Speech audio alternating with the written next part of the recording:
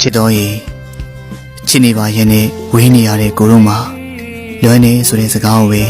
ဖောဖောတီတီသုံးနေရတယ်နော်ချစ်ရဲ့ကတည်းကလွမ်းရဲ့ကတရားဆိုတော့ကိုတို့နှစ်ယောက်ရဲ့အချစ်ရေးကိုလည်းစိတ်ကမသွားနဲ့နော်ကိုအတွက်ကတော့လေလွမ်းလို့တည်ခြင်းတည်သွားပါစေနေရလို့ပေါ်မှာတာယာမှုမရှာပဲဟိုးအဝေးရောက်မင်းနဲ့ဆုံမဲရက်ကိုပဲတစ္ဆာထားလို့စောင့်ပါမယ်အင်တာနက်ပေါ်ကတွေ့ဆုံတဲ့အချိန်လေးတွေကိုလည်းစက္ကန့်လေးတွေအားစတန်မိုးထားပါတယ်ဝေးခြင်းတလားဝေးပါစေကိုတို့ရဲ့ချစ်တွေကိုတက်တည်ပြဖို့အခွင့်အရေးတစ်ခုလိုပဲမှတ်ကြမယ်နော်တခါတော့လည်းအရန်လွမ်းလုံးငိုချင်မိတယ်တကယ်ကိုလွမ်းလာပါပဲချစ်အခွင့်အခါတင်းနေနေလေးရောက်ရင်တော့ကိုစီကိုအရင်ဆုံးအရောက်လာခဲ့ပါနော်လွမ်းနိုင်တွေ့နေခြင်းနဲ့တွေ့လို့ရတဲ့အကွာဝေးလေးမှာ